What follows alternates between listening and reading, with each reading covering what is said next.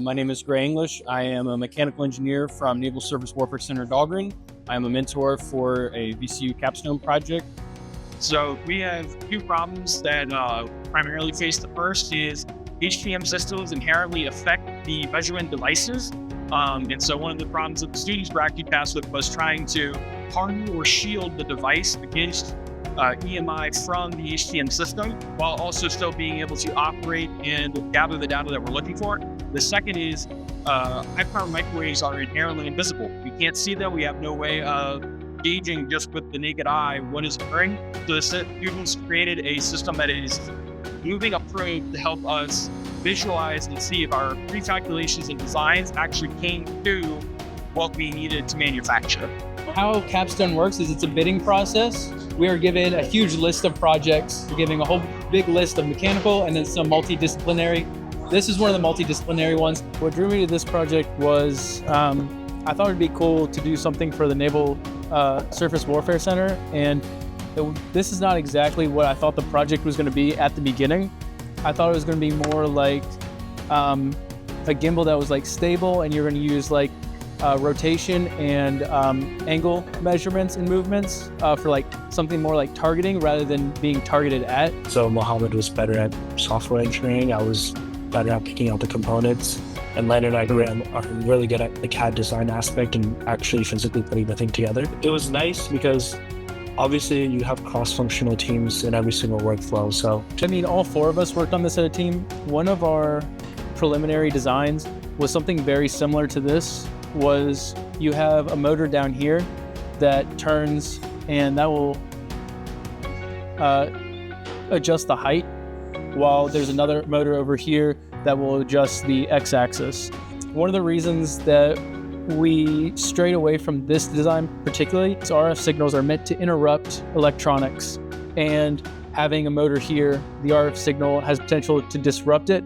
So we could use this and shield this motor and make sure that it's okay, but it's a lot simpler to go with a design like this where we can have both of our motors stationary and we can just have them in a space that is already shielded and have all the components shielded. Multidisciplinary teams are personally my favorite projects, as they're more akin to what you're going to see in real life industry. When you go to work for companies, you're going to be working with folks from all of those different backgrounds. So these again are much more like you're going to see in industry. I believe they come up with the better projects because they're getting a different perspective as well, and they're getting those expertise in certain subsets of classes that their colleagues are getting in other departments that they may not necessarily have in their department. So I think one of the really nice parts about us is we have a lot of really smart experts in very specific niche fields that you otherwise wouldn't encounter.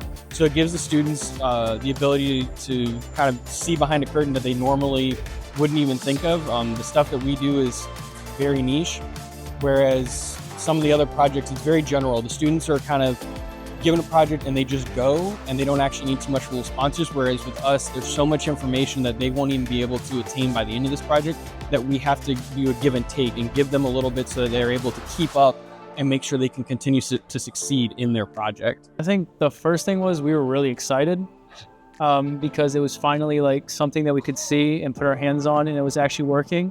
About 30 seconds after that, our Raspberry Pi started smoking because we used different motors than we spec'd originally.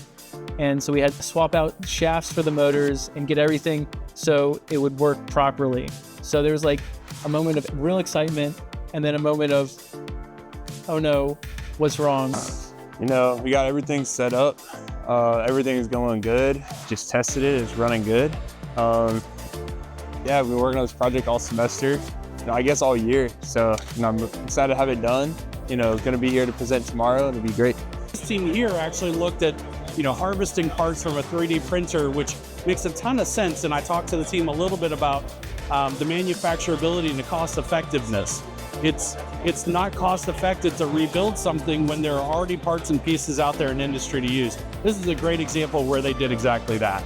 Having a test system like this allows us to actually rapidly scan a product and scan the antenna parameters and the RF that we see, so that I don't have an engineer moving it a precise amount every time, rescan, precise amount and rescan. this allows us to basically do it in an automated fashion that will save our time and get us a product out more quickly. It obviously feels like a big accomplishment when like you've been thinking about something for so long, like, oh, this is how it's going to work.